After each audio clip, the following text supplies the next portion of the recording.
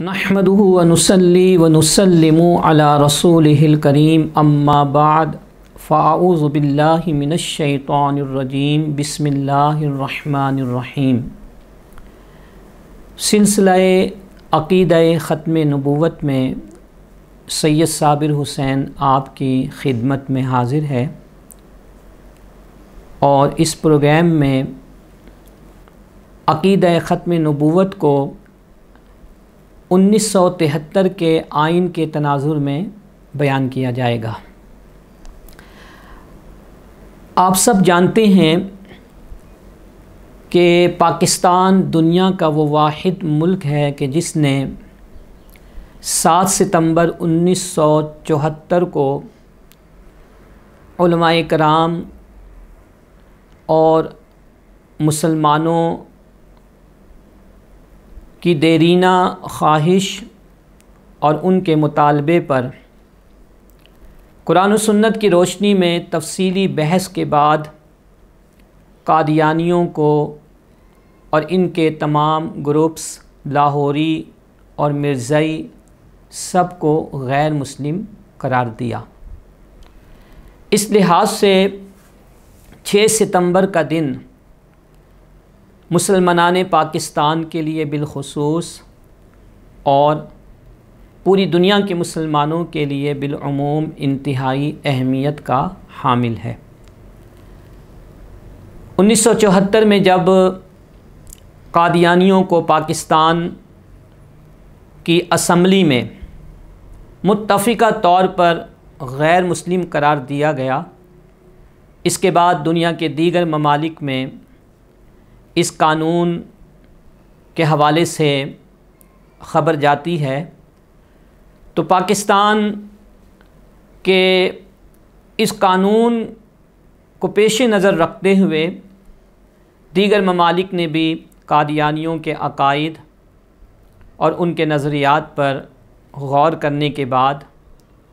غیر مسلم قرار دے دیا۔ آئین پاکستان جو بنیادی طور پر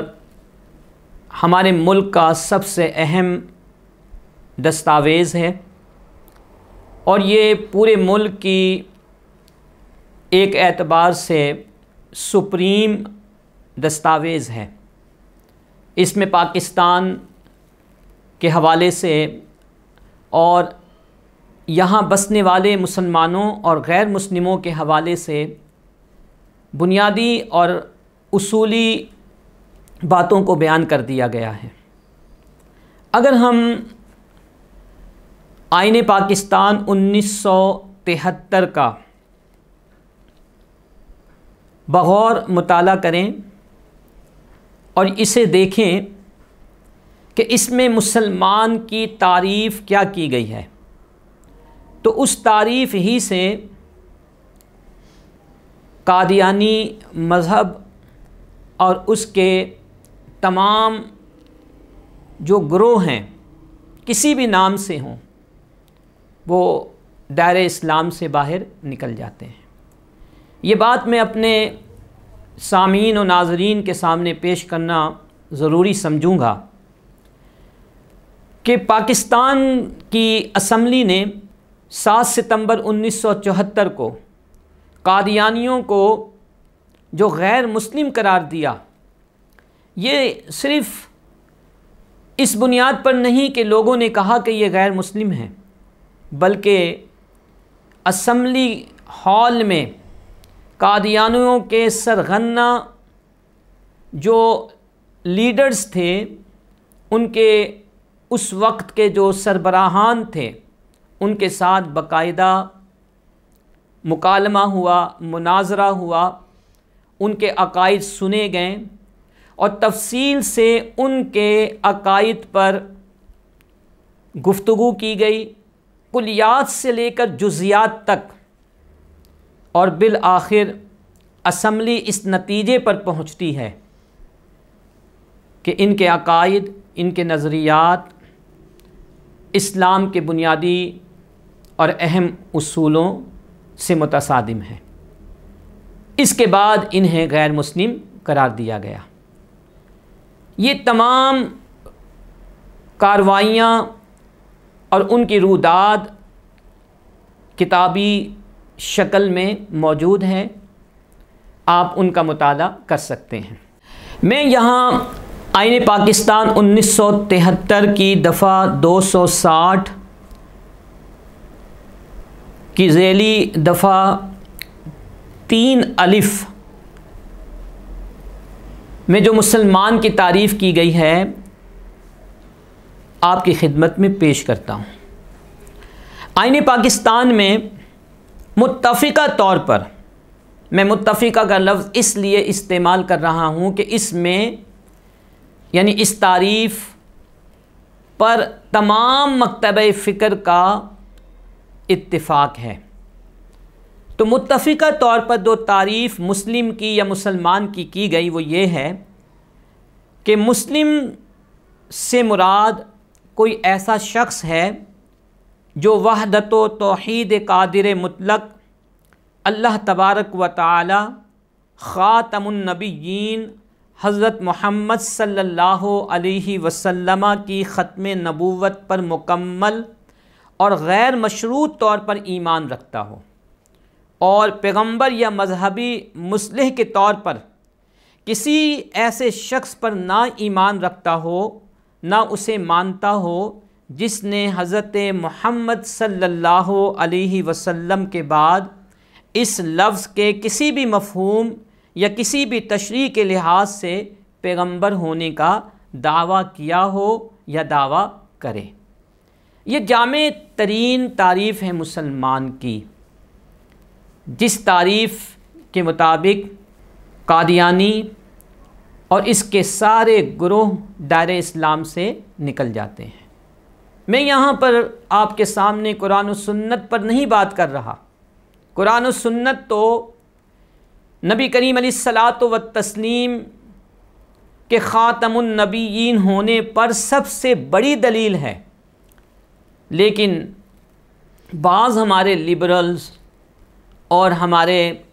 نام نہاد دانشور قرآن و سنت کی روشنی میں دی گئی آراء کو رد کر دیتے ہیں۔ میں ان لوگوں کے سامنے آئین پاکستان کو پیش کر رہا ہوں، کانسٹیٹیوشن آف پاکستان کو، جو اسمبلی کی متفقہ قرارداد سے پاس ہوا۔ اسی آئین میں باب نمبر 5 اور آرٹیکل نمبر 260 ہے۔ اس کی ذیلی آرٹیکل 3 بے میں غیر مسلم کی تعریف بھی کر دی گئی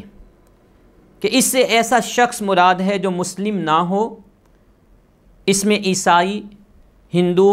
سکھ، بدھ یا پارسی فرقے سے تعلق رکھنے والا کوئی شخص، قادیانی گروپ یا لاہوری گروپ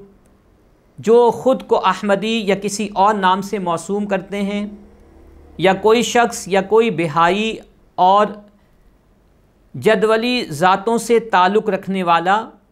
شامل ہے۔ تو جہاں غیر مسلم کی تعریف آئین پاکستان میں کی گئی، وہاں پر باقاعدہ انڈیکیٹ کر کے، ظاہر کر کے قادیانی، بہائی، لاہوری اور احمدی جو مذہب باطلہ ہیں ان کو بھی بیان کر دیا گیا۔ سامعین محترم، اگر ہم کانسٹیٹیوشن آف پاکستان کی اس آرٹیکل کی روشنی میں مرزا غلام قادیانی کے نظریات کو دیکھتے ہیں، اس کے نظریات کے مطابق وہ مسلمان نہیں ہیں، کیونکہ اس نے ایک مرحلے میں خود کو ذلی نبی ہونے کا بتایا۔ ذلی نبی سے مراد کیا ہے وہ میں آپ کے سامنے پیش کرتا ہوں۔ ذل عربی میں سائے کو کہتے ہیں۔ قادیانیوں کا یہ عقیدہ ہے کہ مرزا قادیانی نے رسول اللہ صلی اللہ علیہ وسلم کی اس قدر اتباع و پیروی کی کہ وہ رسول اللہ صلی اللہ علیہ وسلم کا ذل یعنی سایہ بن گیا، اور اب یہ ذلی نبی ہے۔ جبکہ آئین پاکستان میں کسی بھی نام سے رسول اللہ صلی اللہ علیہ وسلم کی ختم نبوت پر ضرب لگانے کی کوشش کرے گا وہ مسلمان کی کیٹیگری سے باہر نکل جائے گا۔ اسی طرح اس نے خود کو بروزی نبی بھی کہا، جو ذلی سے بھی آگے کی بات ہے۔ بروزی کے معنی و مفہوم یہ ہے کہ وہ رسول اللہ صلی اللہ علیہ وسلم بن کر معاذ اللہ ظاہر ہو گیا، یعنی وہ عین محمد اپنے آپ کو قرار دیتا تھا۔ آئین کی دفعہ 260 کے تحت اس عقیدے کا حامل اور اس عقیدے کے حامل شخص کو ماننے والے تمام کے تمام افراد دائرہ اسلام سے باہر نکل جاتے ہیں۔ تو یہ صرف علماء کرام کی بات نہیں ہے یا مشائخ اعظام کی بات نہیں ہے۔ قادیانیوں کو غیر مسلم قرار دینا، ان کو غیر مسلم ماننا اور اس کے تمام گروہوں کو غیر مسلم قرار دے کر ان کے بارے میں غیر مسلم ہونے کا عقیدہ رکھنا، یہ آئین پاکستان 1973 کا بھی تقاضا ہے۔ لہٰذا جو مختلف لوگ طرح طرح کی باتیں کر کے انہیں مسلمان ثابت کرنے کی کوشش کرتے ہیں، انہیں مسلمانوں کا ایک فرقہ قرار دیتے ہیں، انہیں یہ سوچ لینا چاہیے کہ وہ اپنے ایمان کو خطرے میں ڈال رہے ہیں، کیونکہ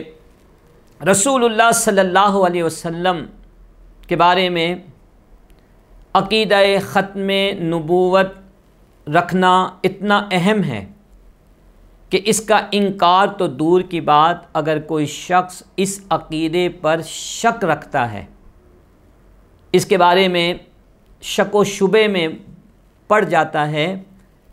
تو وہ بھی دائرہ اسلام سے خارج ہو جائے گا۔ اللہ رب العزت ہمیں عقیدہ ختم نبوت پر قائم رہنے اور اسی عقیدے پر موت ہمیں نصیب فرمائے۔ وما علیہ الا البلاغ المبین۔